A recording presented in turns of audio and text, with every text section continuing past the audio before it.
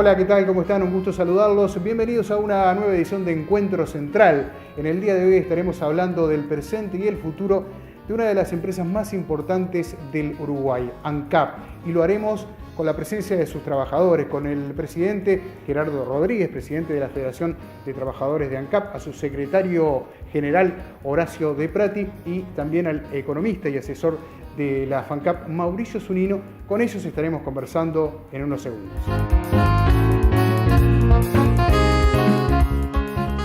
Bien, como señalábamos en la presentación, hoy vamos a hablar de una de las más grandes empresas que tiene este país en un año muy particular, un año electoral, y donde sin duda el tema ANCAP, la empresa ANCAP estará también presente en esta campaña electoral. Ya veremos por dónde o en qué temas estará presente. Y qué mejor que para hablar de una empresa hacerlo con sus trabajadores, quienes todos los días llevan a cabo la tarea de mantener esta importante y estratégica empresa nacional.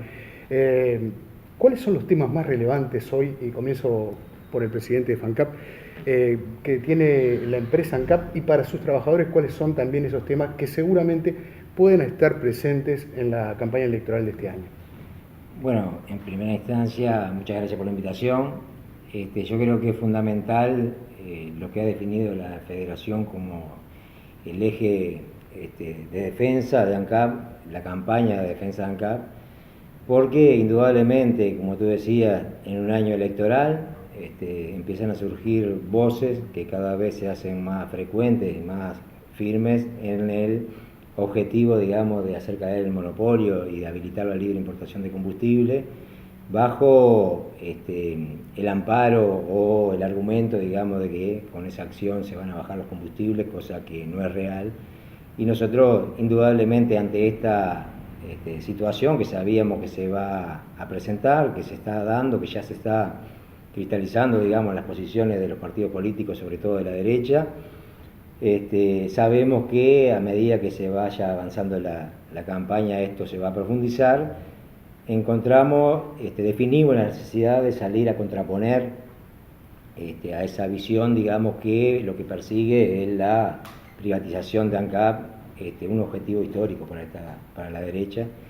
Nosotros, como sindicato, hemos definido esto como el eje fundamental de nuestra lucha en este año electoral. Sí, el año pasado, con motivo del primer año de este programa, estamos en el segundo ciclo, te tuvimos también como entrevistado en un momento, y este mismo tema estuvo planteado, pero ¿por qué crees que ahora hay algo más? Porque quizás hay actores ya candidatos a la presidencia con posibilidad de ser presidente de la República que lo están expresando de esa manera. Es así.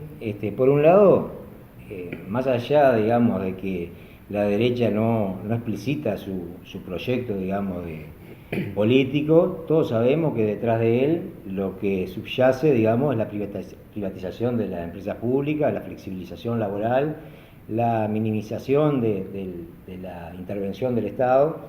Y en este sentido, indudablemente ANCAP es la empresa pública que está en una mayor vulnerabilidad, ya sea por la crisis que atravesó y también porque es un área estratégica, ¿no?, de las actividades socioeconómicas del país. El tema de los combustibles es fundamental e indudablemente las multinacionales es un mercado muy apetecible. Indudablemente detrás de toda esta argumentación que te decía, que trata de disfrazarse debajo de una rebaja que no es real, lo que se persigue es el objetivo político de privatización. ¿Qué puede haber cambiado en el ciudadano uruguayo o la ciudadana uruguaya como para hoy quizás prestarle más atención a este tema y hasta apoyarlo? Según la visión de ustedes, claro, ¿no? Sí, la ciudadanía, o sea, hoy en día ve bastante, se ve el tema del precio del combustible como que está muy alto, se ha dado mucha manija en ese sentido. Nosotros hemos hecho estudios con nuestro equipo técnico de que es factible bajar los precios de los combustibles haciendo foco en lo que son los impuestos principalmente, ¿no? Porque la carga impositiva que tienen hoy en día los combustibles es bastante alta. Entonces eso, comparándolo con los precios que hay en el resto de los países, los encarece mucho. Entonces creo que la población, y bueno, con todos los últimos sucesos que ha pasado con ANCAP, tiene el ANCAP en su visión. Nosotros como trabajadores estamos buscando cambiar una visión que se tiene de ANCAP de hace unos años atrás, que se la viene golpeando sistemáticamente, buscando, acercándonos a la población, explicándole cuáles son las situaciones, que los precios de los combustibles no están tan alto por una gestión del ente o porque el ente lo quiera tener alto, sino que está principalmente dado por una carga impositiva alta. Bueno, vamos a recurrir a la opinión más técnica, si se quiere en este caso, del economista asesor de la FANCAP, que está con nosotros acá. ¿Y cuál es tu visión con respecto a este tema? Sí, en primer lugar, los precios de los combustibles, si uno los compara con la región, tienen diferencias importantes tanto al alza como a la baja. En particular, los combustibles líquidos tienen precios internos que superan el precio de paridad de importación, pero los combustibles gaseosos están muy por debajo. El supergas, por ejemplo, está entre un 25 y un 30%, depende con la medición puntual, pero anda entre un 25 y un 30% por debajo del precio de paridad de importación. Que también es parte de una lógica de subsidios cruzados que existen entre productos, que muchas veces no salen a flote. Uno ve que dice, bueno, en realidad el gasoil o las naftas están por encima, pero en realidad si uno mira el mix de producción completo, la estructura de precio de los combustibles, tomando el mix que sale completo de la refinería, no está tan caro si uno compensa esas subas y esas bajas. Es claro que en realidad hay algunas variables sobre el tema precios, y creo que eso está bastante hoy en el tapete, que no son resortes de la empresa, el tipo de cambio, el precio internacional del petróleo. Y después hay otra serie de cuestiones que en realidad forman parte de la estructura de política macroeconómica. Los impuestos, en términos de combustibles, son una carga muy importante, mucho más en las naftas, es decir, los combustibles que están sobrecargados de IMESI tienen un mayor peso que las que están cargados con IVA, y de esa manera lo que hace es incrementar el precio final que se paga sobre el consumidor. Claro, el Estado necesita parte de esa recaudación para utilizarlo para una serie de acciones.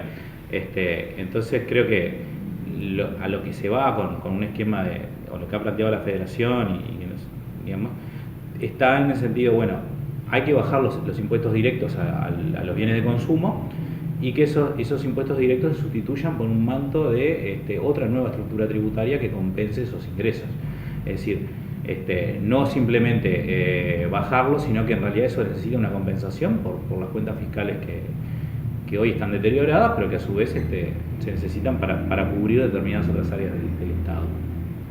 Entonces creo que eso es un poco el tema en términos de lo que ocurre con la situación de los precios.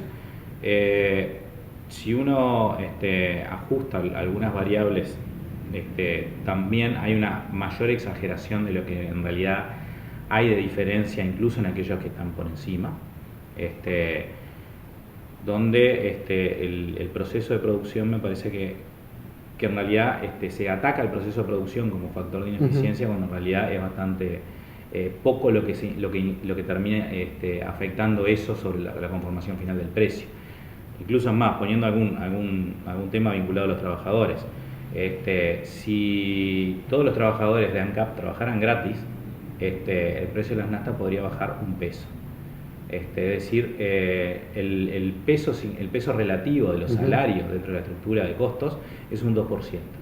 Y esto en realidad es un parámetro bastante internacional, es decir, no es solo ANCAP, sino que casi todas las empresas de este rubro, el peso salarial es muy bajo porque la estructura de capital es muy alta. Entonces no es una actividad que sea intensiva en mano de obra.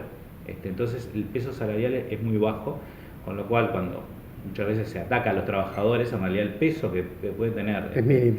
La carga salarial es totalmente mínimo. Esas variables macroeconómicas que coayudan al precio de los combustibles en la región y que tienen que ver con esos subsidios, ¿se mantienen hoy día pese a los cambios de gobierno que ha habido de tinte político en la región? En Argentina sí.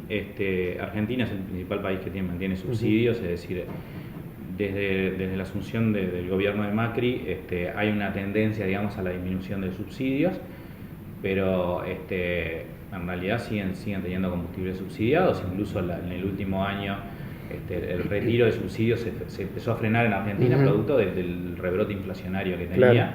y el peso de las tarifas públicas en la conformación de inflación, tanto en Argentina como en Uruguay y en muchos países del mundo, pesan de manera importante. Entonces, sigue habiendo elementos subsidiados en los combustibles.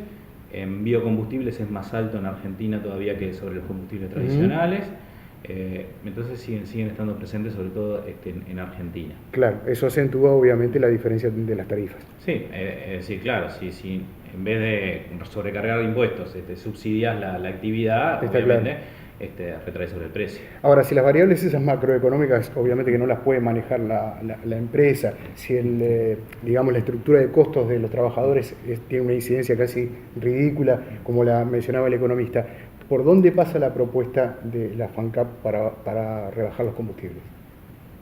Bueno, la propuesta nuestra es de la reducción de la tasa de IVA, que afecta, digamos, al gasoil, bajar de 22 a 10%, y en el tema del IMESI, que se carga la nafta, digamos, bajarlo en 5,70 pesos por litro. Eso de alguna manera, como decía Mauricio, debería ser compensado con un mayor gravamen del capital, que lo vemos por un incremento del IRAE, que no planteamos, digamos, simplemente que se aumente de 25 a 30% como era antes de la reforma de 2007, sino que según la actividad, digamos, aquellos sectores que realmente les está yendo muy bien, que sean gravados en mayor medida. Y también en lo que tiene que ver con el impuesto al patrimonio, no solo, digamos, en el aumento de las tasas, sino también en el tema del reaforo, digamos, sobre todo en la extensión agropecuaria, con el mismo criterio, ¿no? Sabemos que hay muchos sectores productivos que están atravesando por problemas y nosotros no pretendemos que esos sectores sean de alguna manera afectados, más de lo que ya están, sino que sea al revés. El espíritu es que justamente en aquellos sectores donde el combustible es un insumo importante, digamos, de su estructura de costo, tenga un alivio por ese lado y que realmente haya una afectación mayor de los sectores que le va muy bien. Por ejemplo, en el tema de la carne, todos sabemos que el año pasado se batieron récord de exportaciones, digamos, no solo en la cantidad, sino también en el precio. Bueno, creemos que teniendo un análisis muy serio, muy responsable de estas cuestiones, haya una mayor carga, digamos, de sectores que tienen todavía espacios donde que puedan ser, digamos, aumentados su carga tributaria, y aliviar lo que de alguna manera afecta al pequeño productor, al mediano productor, y también aquellos sectores, porque hay muchas medidas que ha instrumentado el gobierno para favorecer a estos sectores, que le permite descontar IVA y tener alguna promoción para esa producción, pero también hay otros que no tienen posibilidad de ese descuento, que tienen que ver con el que tienen una pequeña distribución, un feriante, el que de alguna manera tiene que utilizar el combustible para su actividad, pero no tiene posibilidad de descuento. Bueno, que esto sea comprendido en forma integral y que de alguna manera tenga un cambio como en el sentido que le planteamos. ¿Y qué espacio hay en el terreno político para aplicar esto, esta suerte de impuesto a la riqueza, podríamos denominarlo así? Nosotros hemos tenido reuniones con diferentes precandidatos.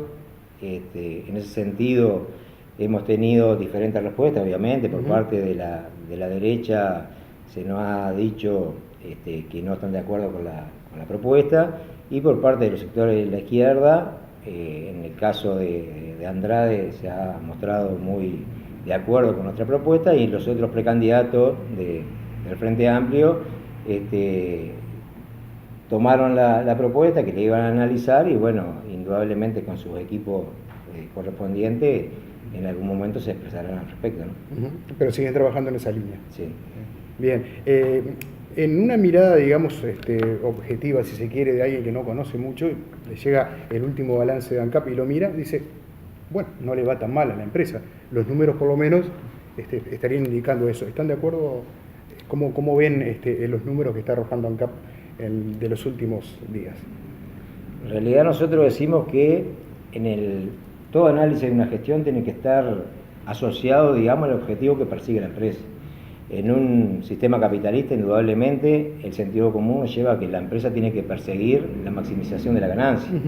pero no tenemos que perder de vista que ANCAP es un ente autónomo. Por lo tanto, ese análisis de la gestión tiene que estar asociado al cumplimiento de metas que tiene que plantearse el ente. Por ejemplo, meta en lo que tiene que ver con la promoción de la producción, en lo que tiene que ver con la producción y la promoción, digamos, de la actividad económica y social del país. Se podría hablar de lo que habitualmente se menciona cuando se habla de una empresa, de la misión, el objetivo, pero si les parece eso lo vamos a hablar después de la pausa, porque me parece que es un tema interesante, porque los números como en forma, digamos, fría uno puede estar apreciando, no están mal, pero Gerardo incluye allí un factor no menor, que es la misión de la empresa. Vamos a hablar de la misión de ANCAP a la vuelta de esta pausa, ya venimos.